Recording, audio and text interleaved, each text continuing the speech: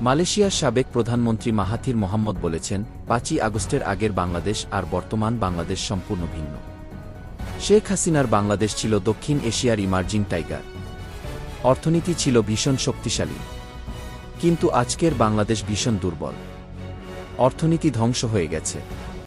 মাত্র ১০ মাসে ডক্টর ইউনূস বাংলাদেশের অর্থনীতিকে ধ্বংস করে ফেলেছেন। ডক্টর ইউনূস আন্তর্জাতিকভাবে পরিচিত ব্যক্তি, কিন্তু রাজনীতিবিদ না। রাষ্ট্র চালাতে একজন দক্ষ রাজনীতিবিদের প্রয়োজন। শেখ হাসিনা শুধু বাংলাদেশে নয়, বিশ্বের মধ্যে অত্যন্ত দক্ষ ও শক্তিশালী একজন রাজনীতিবিদ ছিলেন। আপনি শেখ হাসিনার অনেক সমালোচনা করতে পারবেন, কিন্তু বাংলাদেশের উন্নয়ন প্রশ্নে শেখ হাসিনার বিকল্প কাউকে খুঁজে পাবেন না।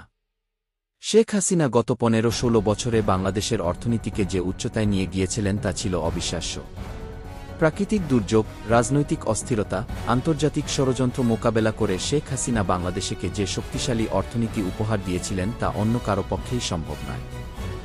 মাহাথির মোহাম্মদ আরও বলেন, ডক্টর ইউনূস গত ১০ মাসে বাংলাদেশের অর্থনীতির যে ক্ষতি করেছেন তা কাটিয়ে উঠতে বাংলাদেশের কমপক্ষে ২০ বছর সময় লাগবে। সেটাও সম্ভব হবে কি না সেটা নির্ভর করছে আগামীতে বাংলাদেশের সরকার প্রধান ও কোন সরকার আসবে তার উপর। ব্যক্তি শেখ হাসিনার সমালোচনা করা যায়, কিন্তু প্রধানমন্ত্রী শেখ হাসিনার সমালোচনা করা সম্ভব না। একজন প্রধানমন্ত্রী হিসাবে একটি রাষ্ট্রকে অর্থনৈতিক, সামাজিক, আন্তর্জাতিক কূটনৈতিক ভারসাম্য রক্ষা করে যেভাবে পরিচালিত করতে হয়, সেইভাবেই শেখ হাসিনা পরিচালনা করেছেন।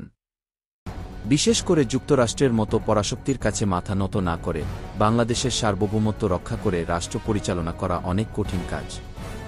যখন জনগণ আপনার বিপক্ষে চলে যায়। শেখ হাসিনা আন্তর্জাতিক ষড়যন্ত্র সম্পর্কে জনগণকে বিশ্বাস করাতে ব্যর্থ হয়েছিলেন। তার সরকারের এই একটি ব্যর্থতা আজ বাংলাদেশকে ধ্বংসের দিকে ঠেলে দিয়েছে। জনগণেরও ভুল ছিল, তারা নিজ দেশের সরকারের উপর আস্থা না রেখে পশ্চিমাদের উপর, বিশেষ করে আমেরিকার উপর বিশ্বাস করেছেন। যখন জনগণ ও সরকারের মধ্যে দূরত্ব সৃষ্টি করা যায় তখনই সেই দেশের বিরুদ্ধে ষড়যন্ত্র বাস্তবায়ন করা সহজ হয়। ইরাক, সিরিয়া, লিবিয়া, ফিলিস্তিন, পাকিস্তান সহ বিভিন্ন দেশের দিকে তাকালে স্পষ্ট হয়ে যায়। প্রতিটি দেশের জনগণের উচিত নিজ দেশের সমস্যায় নিজ দেশের রাজনৈতিক দলগুলোর উপর বিশ্বাস রাখা। যারাই বিদেশিদের কাছে সাহায্য চাইবে তাদের বয়কট করা।